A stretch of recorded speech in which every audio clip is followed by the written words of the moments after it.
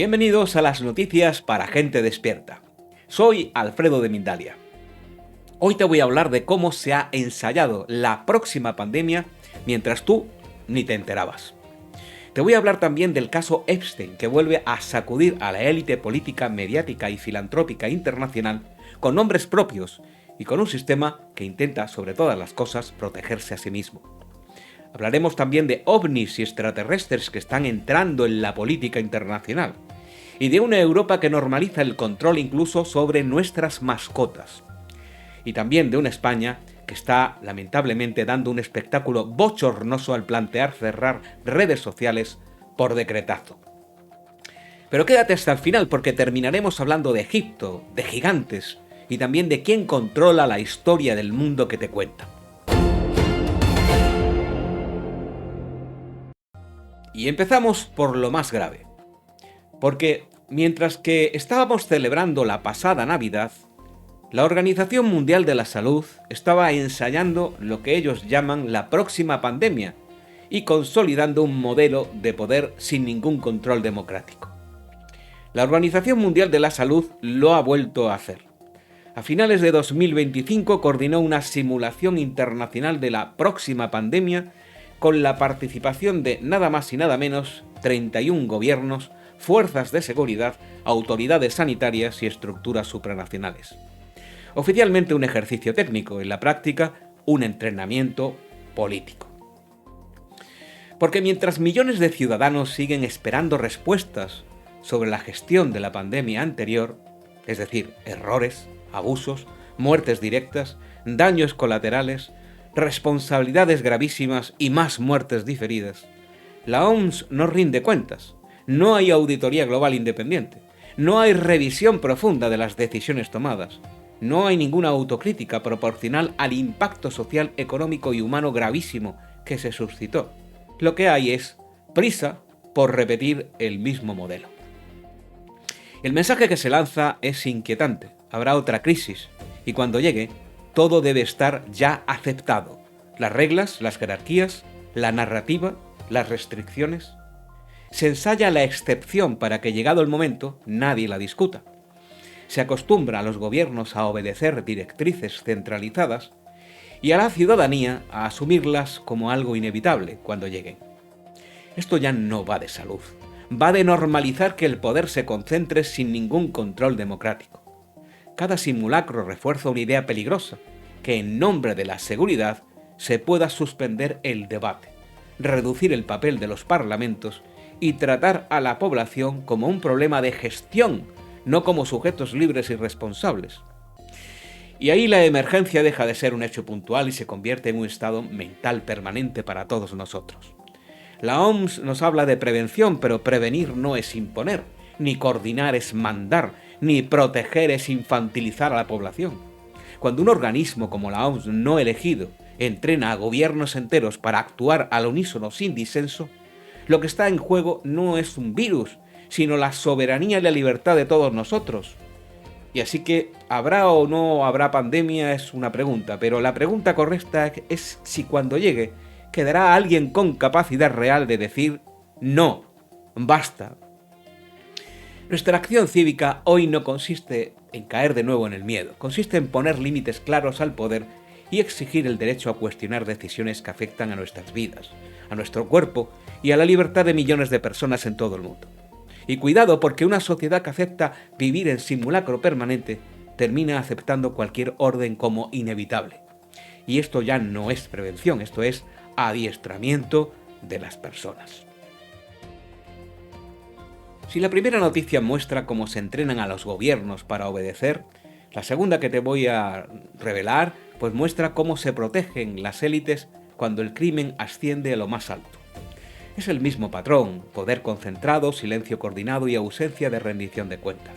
Te estoy hablando del caso Jeffrey Epstein, que ha vuelto al centro de la actualidad internacional con la reapertura y difusión de millones de documentos y miles de vídeos e imágenes que, aparte del morbo, el morbo nuevo que aportan y la distracción psicológica que suponen, señalan hacia algo más grave: la persistencia del silencio y el anonimato de nombres y personas muy reconocidas en todos los ámbitos del poder, que durante muchos años han quedado ocultas y a salvaguarda de cualquier cobertura mediática indiscreta.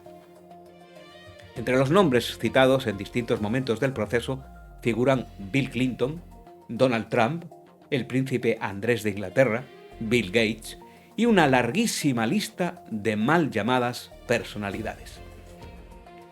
Epstein no fue un desviado aislado, fue un facilitador, un nodo de acceso al más alto nivel poder político, financiero, académico y filantrópico. Y esa es la cuestión central que nadie responde: cómo un condenado por delitos sexuales mantuvo durante años y años puertas abiertas en los niveles más altos del sistema, protegido por favores cruzados, donaciones, contactos y sobre todo miedo a hablar. Su supuesta muerte en prisión, oficialmente catalogada como suicidio, cerró el proceso sin cerrar la verdad. No hubo juicio público, no hubo contraste exhaustivo de responsabilidades y las víctimas, como siempre, siguen esperando algo elemental: verdad, justicia y reparación. Lo verdaderamente corrosivo no es la lista de nombres de Epstein, sino la ausencia de consecuencias. Está muy claro para todos nosotros que la ley no pesa igual para todos. La impunidad no es un error del sistema, es una función del sistema cuando el poder está en juego. Y aquí, en esta noticia, no estamos ante un escándalo más. Estamos ante una prueba evidente de cómo se las gastan estos sinvergüenzas que son las élites del poder, maltratando y abusando sexualmente de niños, asesinándolos y traficando con sus órganos y otras muchas más cosas que hasta me da vergüenza humana mencionar aquí. Y también de muchos medios, otra vez vendidos al maldito poder por un puñado de dólares. El problema ya no es Epstein, el problema es la red que lo está sosteniendo y la maquinaria que evita que se investigue hasta el mismo final. Tras el impacto del caso Epstein y el debate global sobre el control sanitario, irrumpe de nuevo en nuestras noticias y en la agenda pública un viejo recurso del poder estadounidense: los extraterrestres y la promesa de una revelación inminente de su presencia en la Tierra.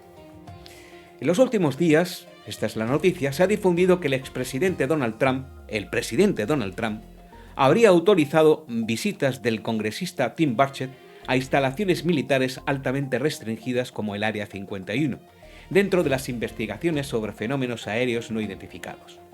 A este movimiento se suman declaraciones recientes del propio Trump, en las que afirma que en el próximo mes de julio, revelará información clave sobre la existencia de vida extraterrestre en la Tierra y sobre una supuesta colaboración militar entre Estados Unidos y entidades no humanas que se remontaría a muchísimas décadas atrás. Son afirmaciones de enorme calado que vuelven a situar el relato extraterrestre en el centro del escenario político-mediático. Pero nos preguntamos si existen o no otras formas de vida en el universo. Evidentemente que nos preguntamos, pero la pregunta correcta es por qué este relato reaparece siempre en momentos de descrédito institucional, escándalos de élites o crisis de legitimidad. OVNIs, extraterrestres y secretos cósmicos funcionan como un poderoso anestésico colectivo. Desplazan la atención hacia lo espectacular mientras lo esencial permanece intocable.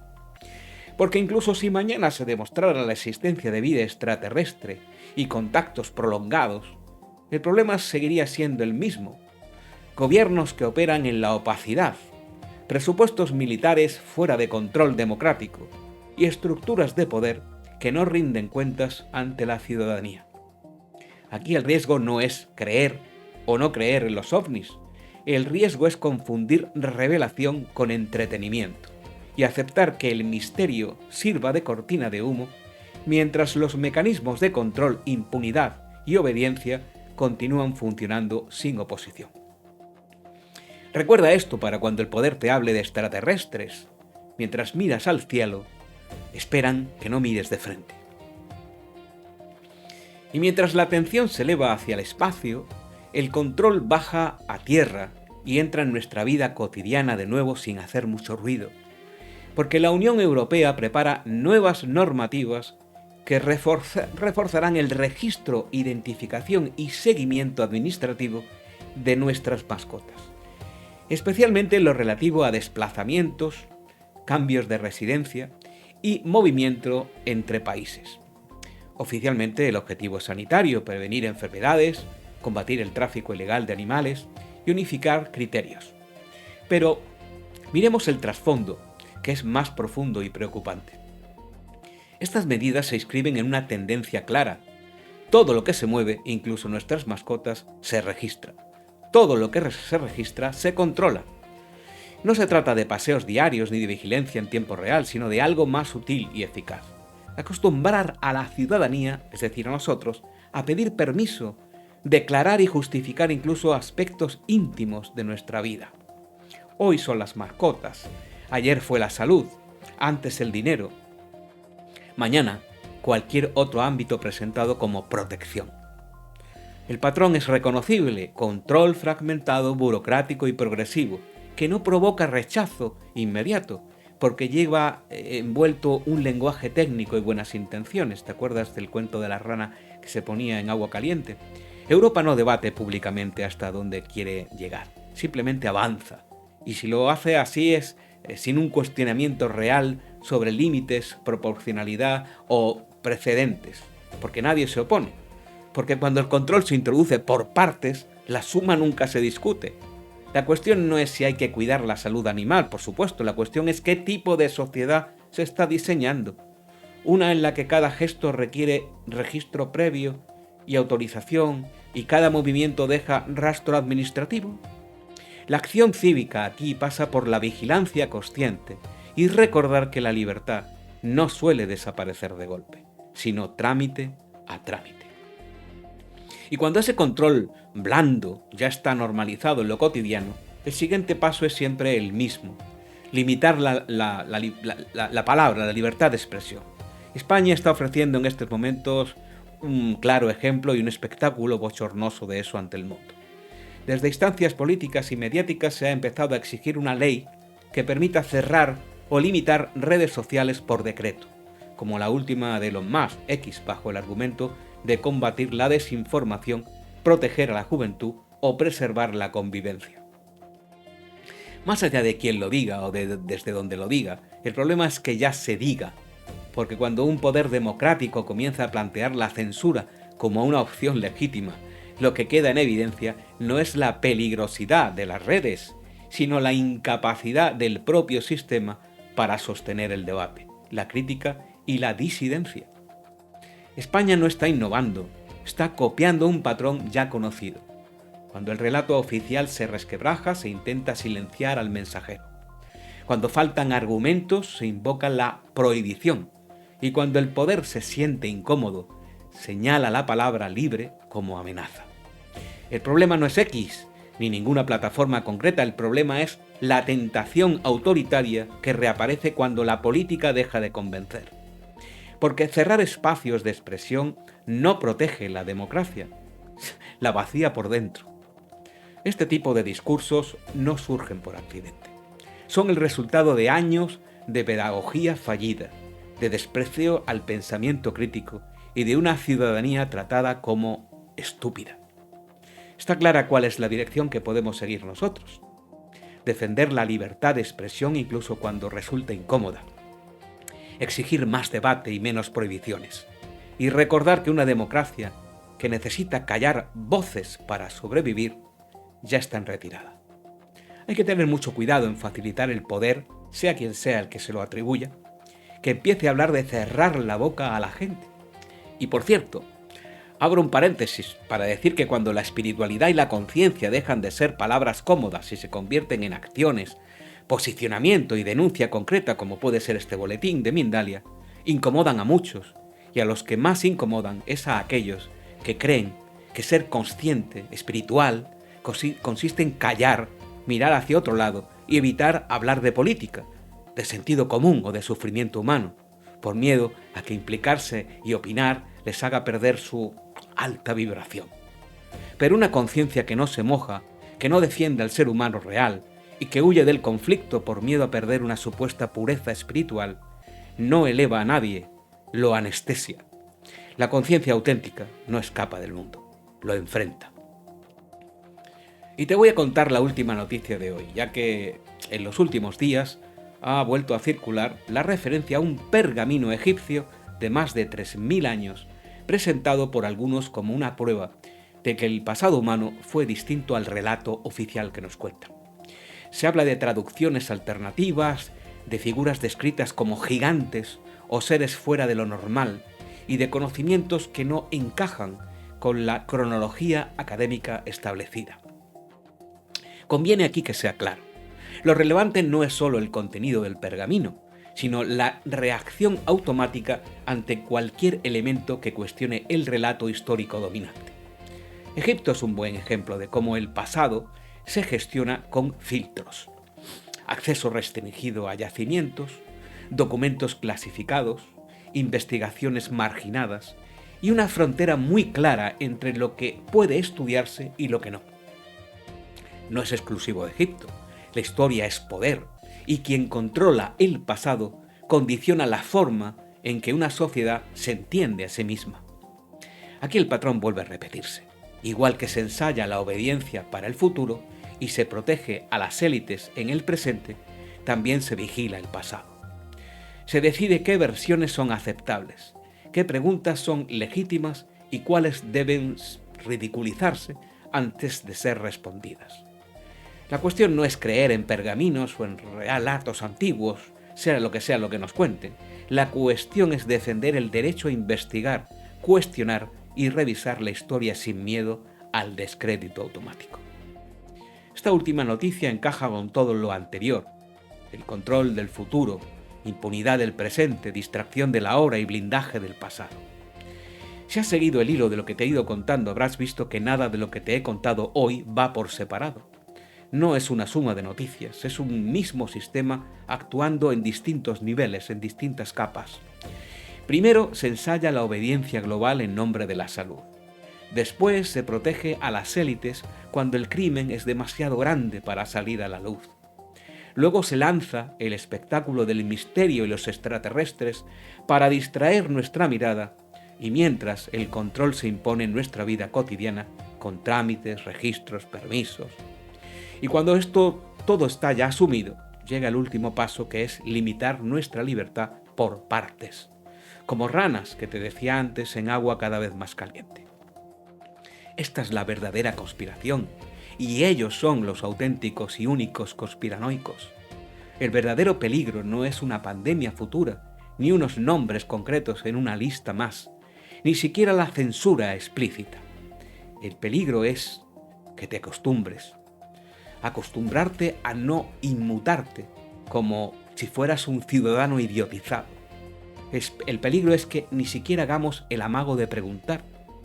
El peligro es no exigir, el peligro es no incomodar y delegar mansamente el criterio propio a estructuras que nunca han sido elegidas para representarnos y que tampoco rinden cuentas a nadie. En este boletín no pretendo decirte qué pensar. Pretendo algo mucho más evidente e incluso incómodo: recordarte que pensar es tu responsabilidad, que la conciencia no es un refugio, es una tarea, y que defender tu libertad, tu dignidad y tu verdad nunca ha sido una opción cómoda, pero hoy es más que nunca absolutamente necesaria. Y para que no te quedes con todo este mal regusto en la boca, te recuerdo también que cuando parece que se impone todo lo que nos quieren vender como inevitable, es justo en este punto cuando más falta hace gente despierta como tú. Nos vemos en el próximo boletín. Celebra el amor en todas sus formas con Mindalia, en nuestro especial anual Somos Amor, los días 14 y 15 de febrero de 2026. Un evento único donde expertos en relaciones, espiritualidad y crecimiento personal compartirán herramientas para cultivar tu amor propio, sanar vínculos y construir relaciones más auténticas y conscientes. Mereces amor, que es la fuerza transformadora que nos conecta como humanidad. Descubre cómo aplicarlo para vivir en tu día a día con abundancia, plenitud y armonía. Acompáñanos de forma totalmente gratuita en nuestro canal de YouTube.